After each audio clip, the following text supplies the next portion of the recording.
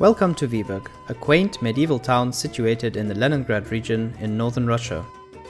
It is located around 145 kilometers northwest of St. Petersburg and around 250 kilometers east of Helsinki. While the town's official founding date is 1403, the iconic Vyborg Castle was built in 1293 by the Swedes.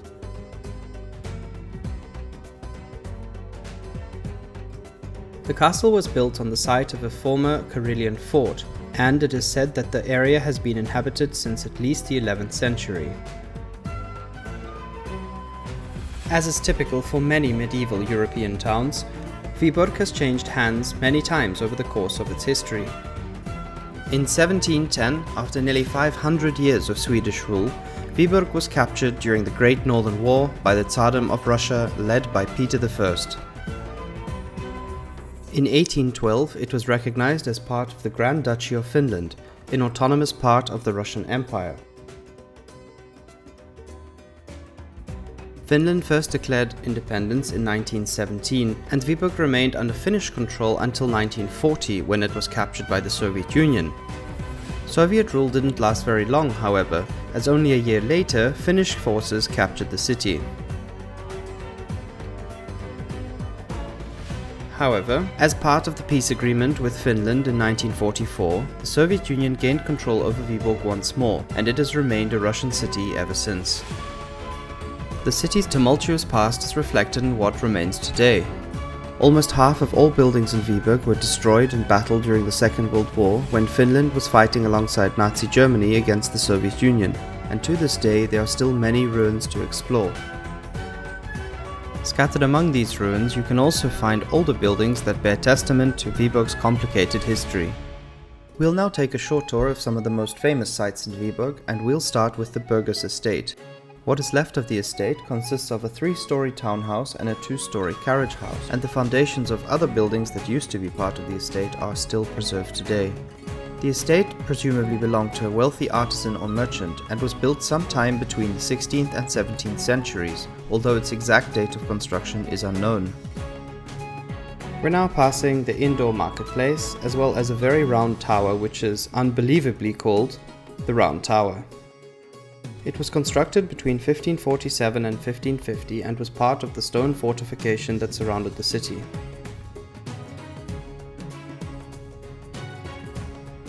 Next we have the Town Hall Tower.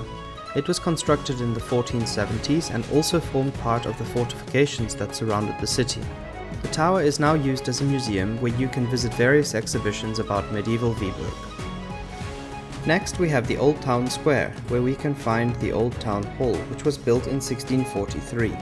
In front of this building we can also see a statue to Torkel Knudsen, the founder of Vyborg Castle.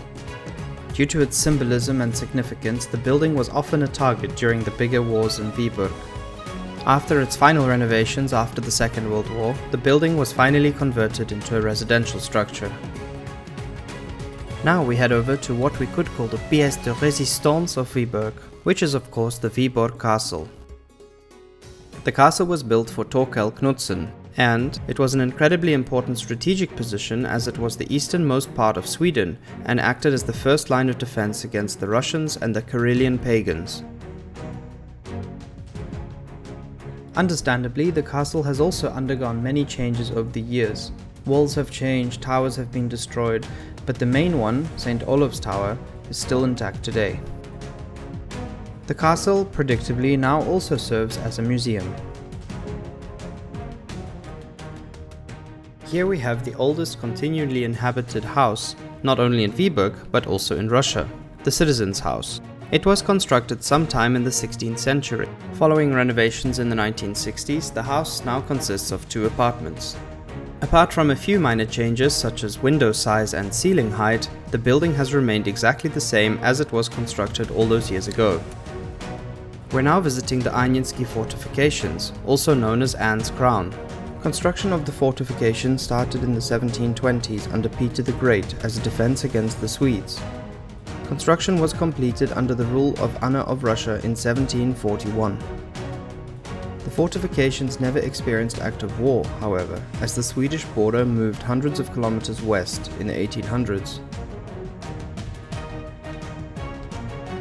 Of course, this list doesn't cover everything that Vyborg has to offer, and I highly recommend visiting this quaint little town if ever you travel to the north of Russia. Thank you for joining me on this short tour of Vyborg. Be sure to check out my drone video of the city to get a bird's eye view.